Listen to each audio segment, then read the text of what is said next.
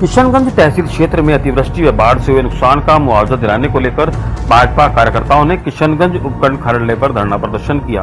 इस संबंध में 7 सूत्रीय मांगों का ज्ञापन राज्यपाल के नाम किशनगंज उपखंड अधिकारी गौरव मित्तल को दिया गया। धरना प्रदर्शन भाजपा के पूर्व विधायक ललित मीणा, भाजपा मंडल अध्यक्ष भानु प्रताप सिंह हारडा के नेतृत्व में किया गया।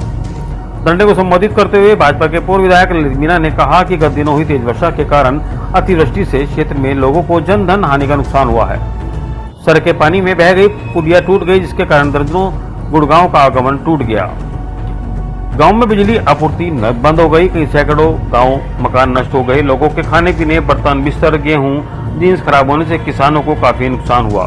बरसात के कारण बाढ़ से सैकड़ों किसानों की जमीनों से मिट्टी बहने से जमीनें बेकार हो गई। केंद्र से आई मंत्रालय का दल भी करवरिया पुल से ही बिना सर्वे कर प्रशासन द्वारा लौटा दिया गया, जिसके कारण कई गाँवों में बाढ़ से हुई तबाही का मंजर नहीं देख सके, टूटी हुई पुलिया कभी नहीं देख सके। धरने के बाद भाजपा कार्यकर्ताओं द्वारा राज्यपाल के नाम उपखंड अधिकारी को मौके पर बुलाकर 7 सूत्रीय मांगों को ज्ञापन दिया गया। परम सम्मान्य प्रदेश उपाध्यक्ष श्री हेमराज जी मीणा साहब, श्री हमारे पूर्व प्रधान मनोज जी भाई साहब, नाथू जी, ताऊ जी, संजीव जी भाई साहब, ललित जी भाई साहब, हमारे एमएलए साहब, सब कार्यकर्ता बंधु, हम हमारी मांगों को लेकर हम 3 दिन पहले प्रशासन में करा चुके थे। इसके बाद भी ईडो साहब हमसे कह रहे हैं कि हमारी मीटिंग है, हम आप कितने दुखी हैं, हम कितनी हाथों हमारी दुखी है। गाँवों के मकान जाके आपने देखे हैं, पूरी पंचायत, पूरे मंडल किशनगंज, बोहरगढ़ और पूरे हड़ौदी की बात की जाए तो हर जगह नुकसान हुआ है। सबसे ज़्यादा हमारा नुकसान करवरी में हुआ है। वहाँ लोग दुखी हो गए खाने के लिए, वहाँ लाइट नहीं पहुँच पाई, प्रशासन बिल्कुल आँख बंद करके बैठा हुआ है।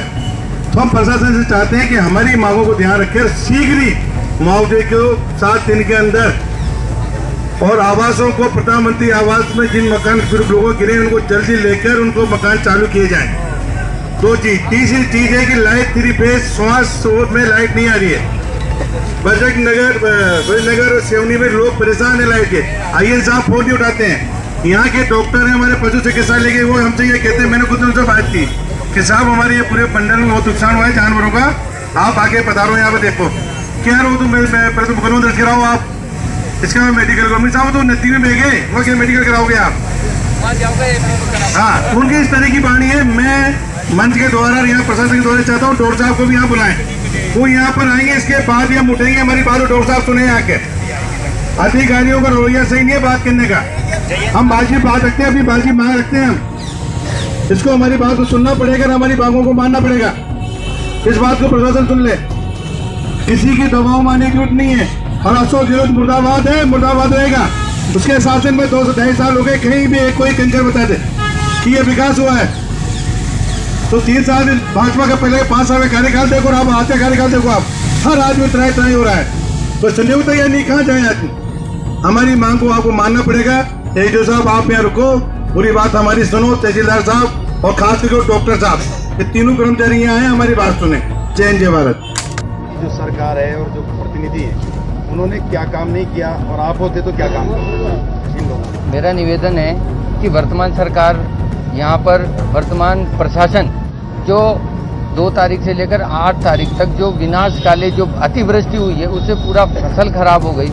उड़द की, मूंग की, धान की, मक्का की सारी फसल खराब हो गई। लोगों के घर गिर गए और घर गिरने के बाद कई लोग बह गए, कई अकाल ग्रसित हो गए। पशु नदियों में बह गए। उन पशुओं के पोस्टमार्टम के लिए ये इन्होंने कहा पोस्टमार्टम का, जो बह गए उनका पोस्टमार्टम नहीं हो सकता। और लोगों के इतना बड़ा बहाव आया करवरी, स्वांस, इधर किशनगंज, पूरे 12 जिले में, इनमें लोगों के घरों में जो पानी भर गया, उससे जो गेहूं भरा था, गेहूं का पूरा गीला हो गया। उसको गीले होने के बाद पूरा गेहूं सड़ गया।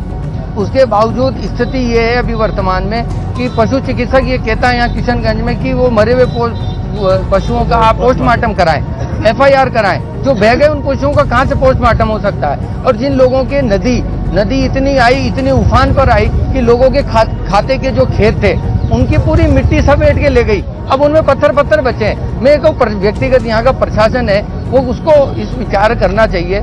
सरकार को रिपोर्ट भेजनी चाहिए स्पेशल यहाँ से कि इस किशनगंज तहसील में इतना बड़ा खराबा हुआ है कि लोगों के खाते के खेतों की मिट्टियां भी बह गई। जो अगली फसल जो गेहूं की और आपके सरसों की जो बुआई करेगा वो भी वो नहीं बो पाएगा। इसलिए इसको विशेष पैकेज इस किशनगंज को, शाहबाद को, 12 जिलों को दें।